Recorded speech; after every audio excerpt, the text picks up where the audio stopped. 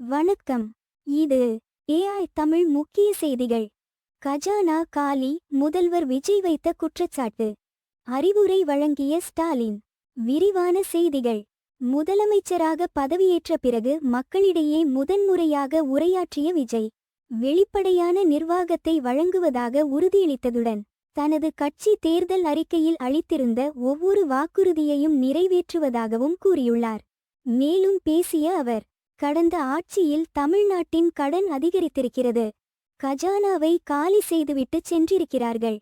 எனவே தமிழ்நாட்டின் நிதிநிலை குறித்து வெள்ளை அறிக்கையை வெளியிடுவேன் என்று கூறியிருந்தார்.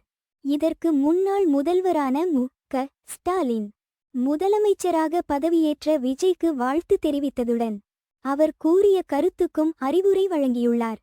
இது தொடர்பாக மு.க. ஸ்டாலின் தனது எக்ஸ் தளத்தில், மாண்புமிகு தமிழ்நாடு முதலமைச்சராக பொறுப்பேற்றுள்ள தமிழக வெற்றிக் கழக தலைவர் விஜய்க்கு எனது மனப்பூர்வமான வாழ்த்துக்களை தெரிவித்துக் கொள்கிறேன். பதவியேற்றதும் தாங்கள் கையெழுத்திட்டுள்ள அறிவிப்புகளையும் வரவேற்கிறேன். எடுத்த எடுப்பிலேயே அரசிடம் பணம் இல்லை என பேச ஆரம்பிக்காதீங்க. அதெல்லாம் இருக்கு. மக்களுக்கு கொடுக்க மனசும் ஆட்சி திறமையும் தான் வேணும். 5 ஆண்டுகளாக கோவிட், வெள்ளம் போன்ற பல பிரச்சனைகளையும் ஒன்றிய பாஜக அரசின் ஓரவஞ்சனையையும் சமாளிச்சுதான் நாங்க எண்ணற்ற மக்கள் நலத்திட்டங்களை நிறைவேற்றினோம்.